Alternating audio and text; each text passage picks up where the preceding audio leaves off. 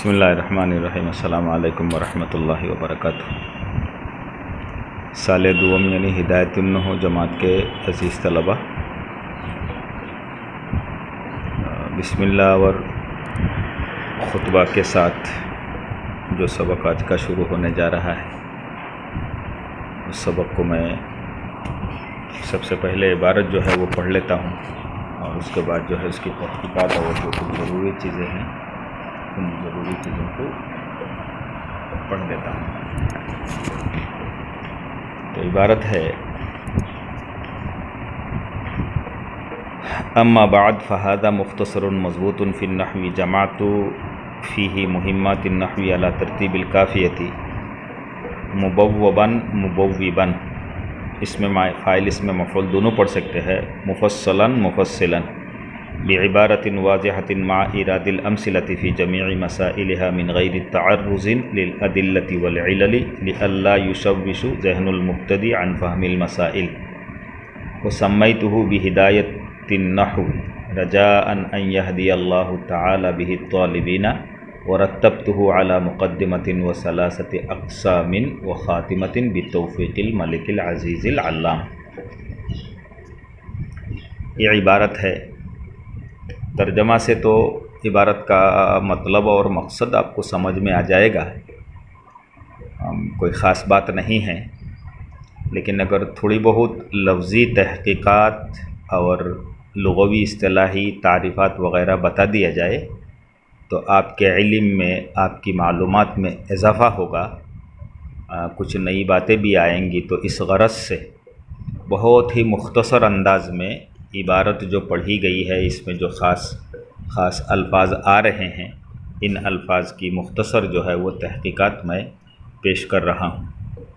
تو سب سے پہلے دیکھیے، اما بعد، یہ مقررین حضرات تقریر کرتے ہیں تو خطبہ پڑھنے کے بعد اما بعد پڑھتے ہیں، اما بعد سب کوئی پڑھتا ہے۔ تو اس کی تحقیقات کیا ہے؟ لفظ اما اصل میں تھا مہما، میم ہے، میم الف، مہما، ہا کو حمزہ سے بدلا ہوا ما، اس کے بعد نقل جو ہے نقل مکانی کر کے، یعنی ہا کی جگہ، ہا کو جو الف سے بدلا تھا اس الف کو میم سے پہلے لے آیا، اس کو نقل مکانی کہتے ہیں۔ میم سے پہلے لے آیا، ہوا ام ما، اس کے بعد میم کو میم میں جو ہے وہ ادغام کر دیا تو اما ہو گیا۔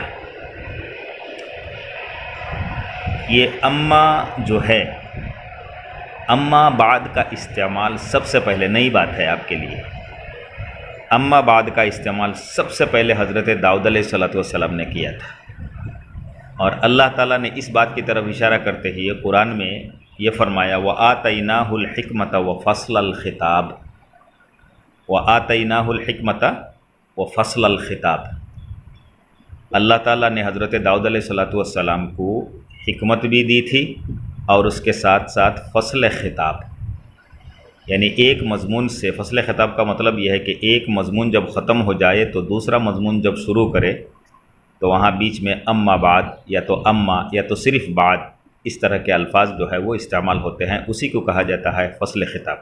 تو سب سے پہلے اللہ تعالیٰ نے یہ علم، فصل خطاب کا علم جو ہے وہ حضرت داؤد علیہ السلام کو دیا، اور یہ اما بعد جو ہے وہ فصل خطاب کا مصداق ہے، اسی کی ایک دلیل ہے، اسی کی مثال ہے۔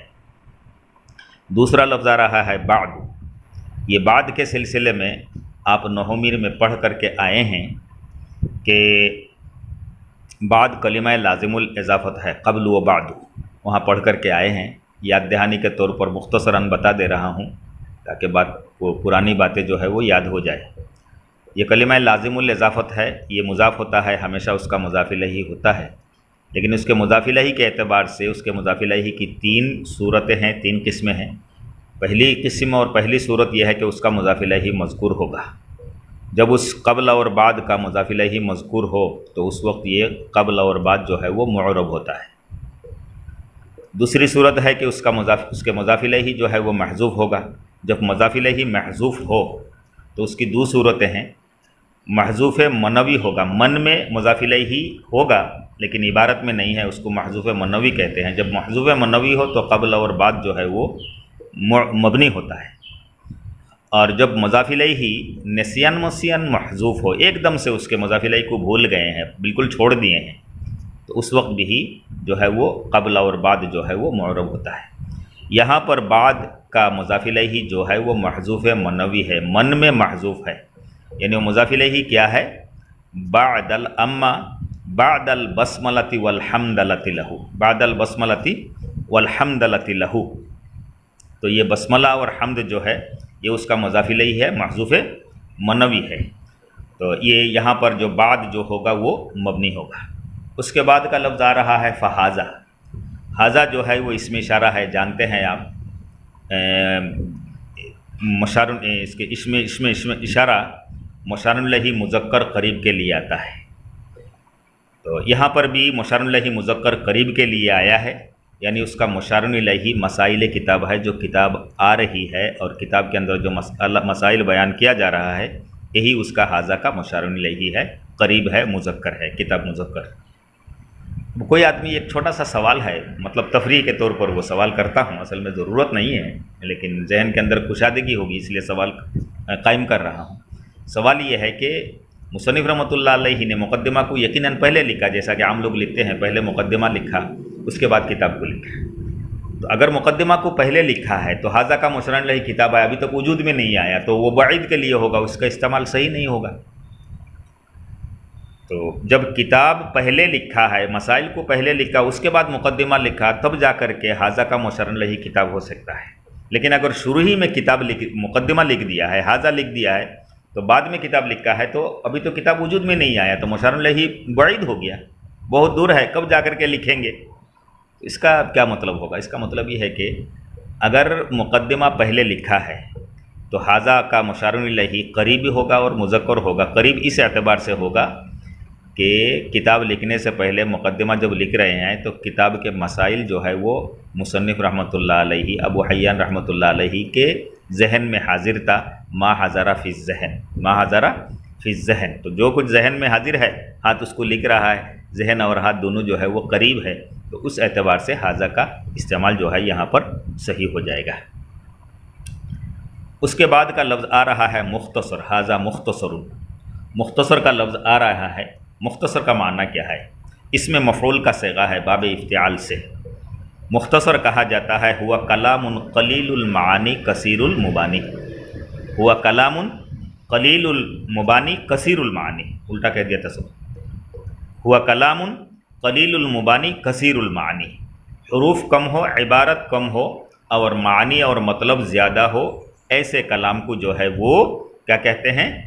مختصر کہا جاتا ہے۔ یہاں پر ایک لفظ مختصر سے مراد ہے مختصر رسالہ۔ رسالہ کس کو کہتے ہیں یہاں پر ذکر نہیں ہے لیکن بتا دیتا ہوں تاکہ آپ کی معلومات میں اضافہ ہو۔ رسالہ کہا جاتا ہے اس کلام کو جو چند علمی قواعد پر مشتمل ہو۔ جس کتاب، چھوٹی سی کتاب کے اندر چند یعنی علمی قواعد، چند ضابطہ اور قوانین، قواعد کو لکھا جائے، مختصر کتاب، چھوٹی کتاب، اسی کو رسالہ کہا جاتا ہے۔ یہی تعریف جو ہے کتاب کی بھی ہوتی ہے، کتاب بھی کی تعریف بھی یہی ہے کہ جس کے اندر قواعد و ضوابط کو لکھا جائے اسی کو کتاب بھی کہتے ہیں۔ لیکن کتاب اور رسالے میں فرق یہ ہے کہ کتاب مکمل ایک فن کو کہا جاتا ہے، جس میں مکمل فن لکھا جائے، مکمل فن کو جو شامل ہو، جو سطر، جو ورق شامل ہو، اس کو کتاب کہا جاتا ہے۔ اور رسالہ جو ہے ایک فن کا کسی ایک موضوع کو لے کر کے، کسی ایک مسئلہ کو، چند مسائل کو، یعنی ادھورا اور وہ مکمل کتاب مکمل۔ اس کے بعد کا لفظ آ رہا ہے مضبوط، مختصر مضبوط، مختصر مضبوط، مضبوط اس میں مفعول کا صیغہ ہے، یعنی وہ کلام جو حشو و تطویل سے محفوظ ہو۔ حشو کے معنی ہے زائد، حا شین واو، حشو، حشو کے معنی ہے زائد اور تطویل کے معنی ہے طویل سے ہے طوالت۔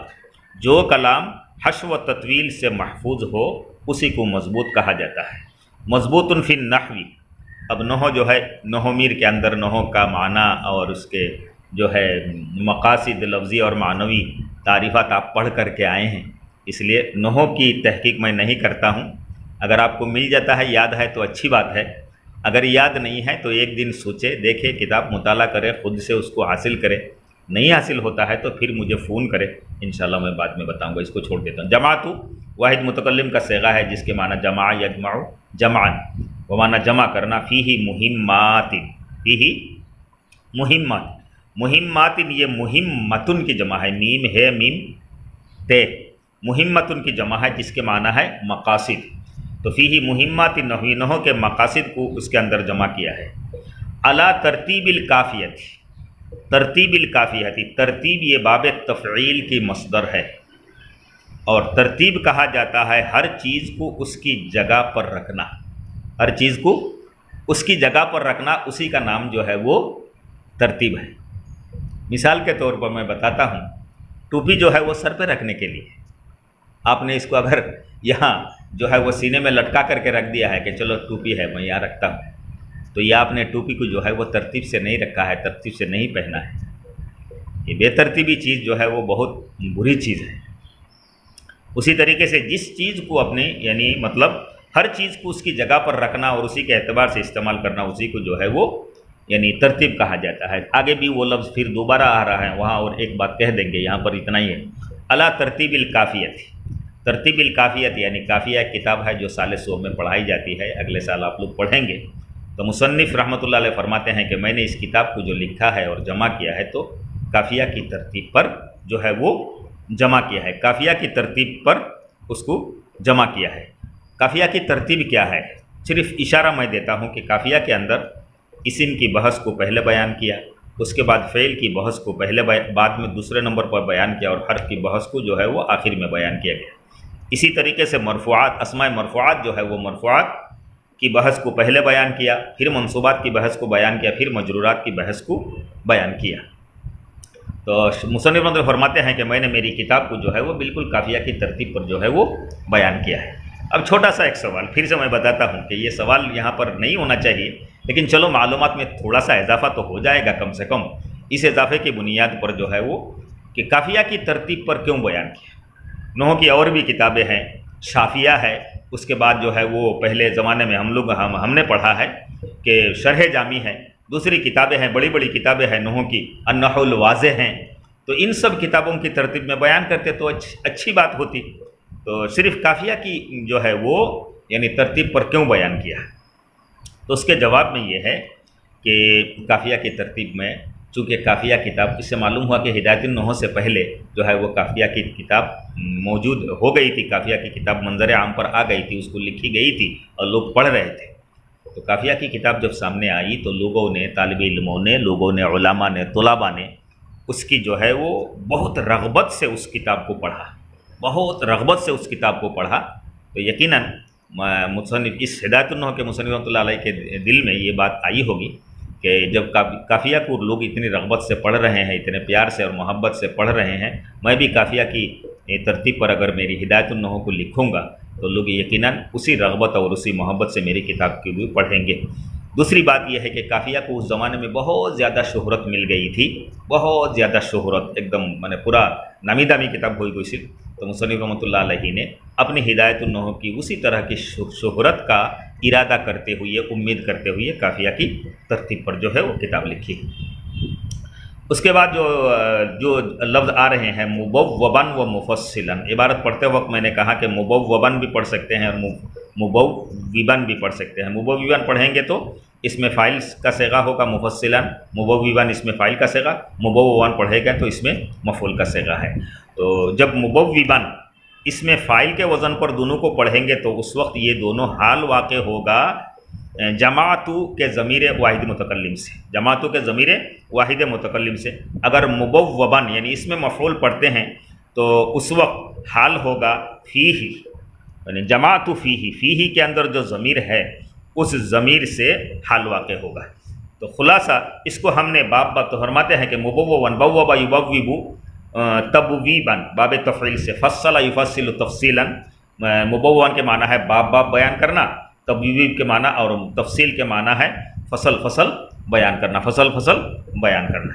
بعبارۃ واضحۃ، بعبارۃ موصوف ہے ترکیب میں، اور واضحۃ اگر آپ چاہتے ہیں، اگر آپ کا اشتہا ہو، اگر آپ خواہش کرتے ہیں تو پوری عبارت کی ترکیب میں ایک دن میں بتا دوں گا، کوئی فنون آئے گا تو بتاؤں گا، اگر فنون نہیں آئے گا تو پھر نہیں بتاؤں گا، زبردستی آپ کے اوپر ٹھوسنا نہیں ہے۔ بعبارۃ واضحۃ، عبارت یہ ترکیبی حیثیت سے یہ جو ہے باحرف جار عبارت موصوفہ اور واضحۃ اس کی صفت واقع ہو رہی ہے۔ تو عبارت کس کو کہتے ہیں؟ عبارت خواب بیان کرنے کو کہتے ہیں، عبارت خواب بیان کو کہتے ہیں، اور عبارت کو عبارت اس لیے کہا جاتا ہے وہ دل کے اندر جو پوشیدہ بات ہے اس کو عبارت بیان کرتا ہے، تو اسی اعتبار سے اس کی عبارت کہتے ہیں۔ جو لوگ خوابوں کی تعبیر بیان کرتے ہیں ان کو معبر کہا جاتا ہے، ان کو معبر کہا جاتا ہے۔ واضحۃ عبارت کی صفت ہے، واضحہ کے معنی ہے، واضحہ کے معنی ہی واضح ہے، واضحۃ اس کے معنی ہی واضح ہے، لفظ بھی واضح ہے اور معنی بھی اس کا واضح ہے۔ بعبارۃ واضحۃ مع ایراد الامثلۃ، اراد یرید ارادۃ، اراد مصدر ہے تو ارادہ کرنا، اور امثلہ جو ہے یہ مثال ان کی جمع ہے، امثلۃن یہ مثال ان کی جمع ہے۔ مثال وہ ہے، وہ عبارت ہے جو قاعدے کی وضاحت کے لیے لایا جائے، مثال یعنی مثال وہ عبارت ہے جو کسی قاعدے کی، کسی قانون کی، کسی بات کی وضاحت کے لیے، کسی بات کی وضاحت کے لیے لایا جائے، اسی کو جو ہے وہ مثال کہا جاتا ہے، اس کی جمع ہے امثلہ۔ فی جمیع مسائلہا، مسائل جمع ہے مسئلۃ کی، مسائل یہ جمع ہے مساجد کے وزن پر مسجد کی جمع ہے مساجد، تو مسائل یہ مسئلۃ کی جمع ہے جس کے معنی ہے قاعدہ، مسئلہ کے معنی ہے قاعدہ۔ من غیر تعرض، تعرض کے معنی ہے پیش کرنا، تعرض یتعرض تعرضا مصدر ہے، تعرضا باب تفاعل سے، تعرض یتعرض عین را ضاد مدہ، تعرض کے معنی ہے پیش کرنا، بیان کرنا۔ تو من غیر تعرض للادلۃ، ادلہ یہ دلیل ان کی جمع ہے، دلیل کہا جاتا ہے دلیل شے، دلیل شے وہ چیز ہے جس کے ذریعے سے وہ شے پہچانی جائے، دلیل شے کی دلیل وہ چیز ہے، وہ بات ہے جس کے ذریعے سے آپ شے کو پہچانتے ہیں۔ اسی طریقے سے العلل، علل یہ علت کی جمع ہے جس کے معنی ہے، علل یہ علت کی جمع ہے جس کے معنی ہے وہی، یعنی دلیل اور علت دونوں مترادف لفظ ہے، یعنی لفظ الگ الگ ہے لیکن معنی جو ہے وہ ایک ہے، معنی جو ہے وہ ایک ہے۔ تو دلیل کا ترجمہ جو ہے معنی جو ہے وہ دلیل ہے، تو اسی وجہ سے علل کا ترجمہ بھی دلیل ہوگا، دلیل اور علت دونوں جو ہے وہ مترادف لفظ ہے۔ لئلا یشوش، شوش یشوشو، شوش یشوشو باب تفاعل سے ہے، نہیں باب تفعیل سے ہے، شوش یشوشو تشویشن، شوش یشوشو تشویشن جس کے معنی ہے الجھن میں ڈالنا، الجھن میں ڈالنا، پریشانی میں ڈالنا۔ ذہن، ذہن کہا جاتا ہے اس قوت کا نام، یعنی ذہن اس قوت کا نام ہے جو تصورات اور تصدیقات کو حاصل کرنے کے لیے تیار کی گئی۔ تصور اور تصدیق وہ تو فن جو ہے کیا ہے، منطق کی بات ہے، تصور اور تصدیق، بس اس میں کلام نہیں کر رہا ہوں، صرف الفاظ یاد رکھیے۔ ذہن وہ شے ہے، اس قوت کا نام ہے، ذہن اس قوت کا نام ہے جس کو تصورات اور تصدیق کو حاصل کرنے کے لیے تیار کیا گیا ہو۔ تو ذہن المبتدی، مبتدی نئے پڑھنے والے، ان فہم المسائل، فہم سمجھنا، مسائل کے سمجھنے کے لیے، وہ سمیتہ بہدایۃ النحو، اور اس کتاب کا نام جو ہے وہ ہدایۃ النحو رکھا گیا ہے۔ وہ سمیتہ بہدایۃ النحو، اس کے بعد ہدایۃ النحو رکھا گیا۔ ہدایت بہت مختصر بتا رہا ہوں، ہدایت دو معنی کے لیے استعمال ہوتا ہے، ایک ہے ایصال الی المطلوب، الفاظ یاد رکھیں، ہدایت کا معنی ہے ایصال الی المطلوب۔ ایصال الی المطلوب کا مطلب کیا ہوتا ہے؟ ایصال الی المطلوب کا مطلب یہ ہے کہ کسی کو رہنمائی کر کے مقصد منزل تک پہنچا دینا، رہنمائی کر کے ایک دم مقصد منزل تک پہنچا دینا۔ دوسرا معنی ہے ہدایت کا اراۃ الطریق، راستہ دکھلانا، مقصد منزل تک آپ نے نہیں پہنچایا لیکن راستہ بتا دیا ہے کہ آپ ادھر سے جا کر کے مدرسہ اسلامیہ میلاماٹی تک آپ پہنچ سکتے ہیں۔ اور ایصال الی المطلوب کا مطلب یہ ہے کہ آپ ساتھ میں آئے، حجائی سے یا تو نوگاؤں سے یا تو دھوبڑی سے، ایک دم ساتھ میں لے کر کے آئے اور ایک دم مدرسہ کے گیٹ تک چھوڑ دیا ہے کہ یہ ہے مدرسہ اسلامیہ میلاماٹی، یہ ہے ایصال الی المطلوب، اور آپ وہاں بیٹھ کر کے بتا دیا کہ آپ گوہاٹی جائیے دھوبڑی سے، गुवाहाटी जाने के बाद वहाँ फलां फलां ट्रेन है, स्टेशन में जाइएगा, ट्रेन में बैठ जाइएगा, उसके बाद ये फलां फलां स्टेशन आएगा हुजाई, उसके बाद लंका, और उसके बाद क्या है लामडिंग, उसके बाद डीफू, और उसके बाद दीमापुर, उसके बाद फरकाटिंग, और फरकाटिंग के बाद जो है वो फलां स्टेशन तिताबर आएगा, वहाँ उतर जाइएगा, वहाँ टेम्पो में बैठ करके आप जो है वो मेलामाटी मदरसा में पहुँच जाइएगा। ये है इरादुत तरीक़, ये है इरादुत तरीक़। और एक है ईसाल इलल मतलूब, साथ में आए एकदम पहुँचा दिए हैं। तो जहन हो गई, ये हिदायत न हो गई। उसके बाद फरमाते हैं रजाअन अन यहदी अल्लाहु तआला बिहि तालिबीना। तो फरमाते हैं कि इस इबारत के ज़रिए से उम्मीद ज़ाहिर करते हैं कि क्यों लिखा है इस किताब को, उसकी वजह बयान करते हैं।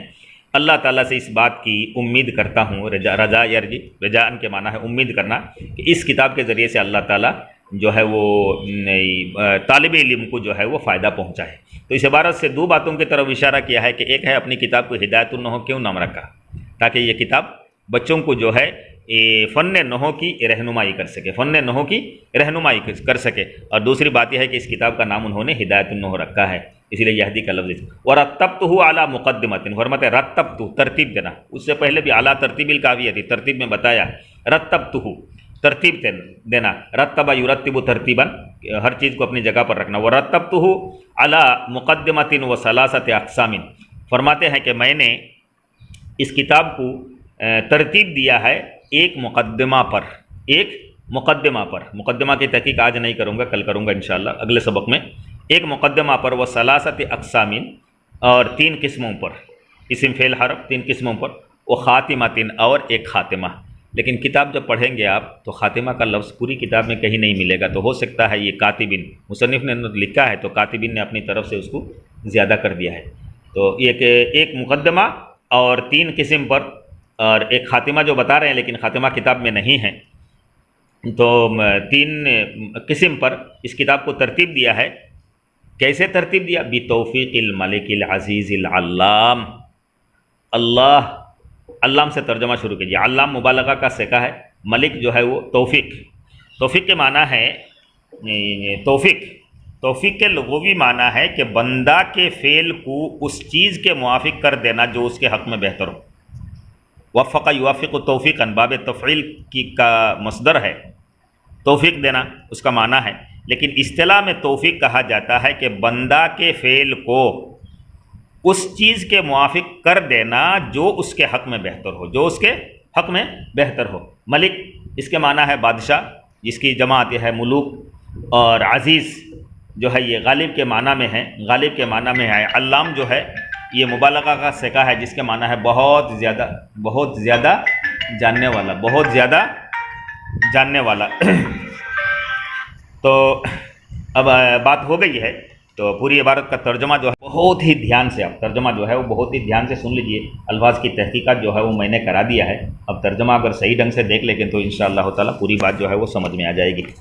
तो फरमाते हैं अम्मा बाद, जैसा कि मैंने बताया हम्द और जो है बिस्मिल्लाह और हम्द के बाद फ़हाज़ा मुख्तसरुन, ये एक छोटा सा रिसाला है, मज़बूतुन जो महफूज किया गया या तो लिखा गया, कहिए तर्जमा, मकतूबुन के माना में मकतूबुन जो लिखा गया, ये एक छोटा सा रिसाला है जिसको लिखा गया फ़िन नहवी, फ़न नहव में, जमातु फ़ीही, इस किताब में, उसमें यानी उस मुख्तसर रिसाले में जमा किया मैंने मुहिम्मातिन नहव के अहम अहम मकासिद को।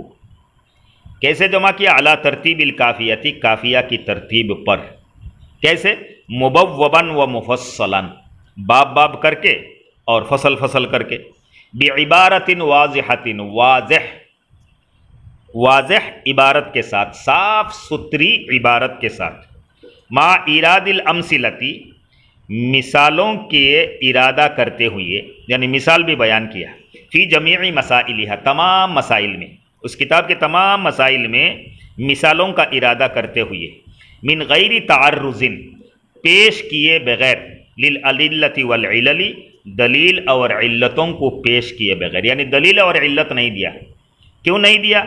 वजह बयान करते हैं, लिअल्ला, ताकि युशव्विशु ज़हनुल मुब्तदी अन फ़हमिल मसाइल, इसलिए कि ये दलील और इल्लत یہ پریشانی میں ڈال دیتا ہے مبتدی کے ذہن کو عن فہم المسائل، مسائل کے سمجھنے میں۔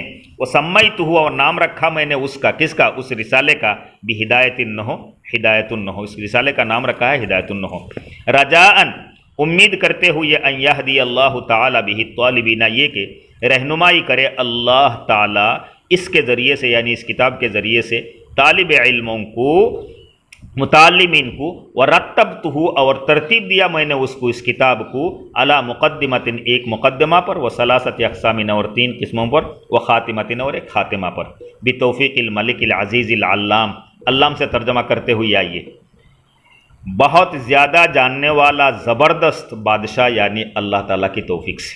یہ محاورہ ترجمہ ہو گیا، دیکھ لیجئے گا اچھی طرح سے۔ السلام علیکم۔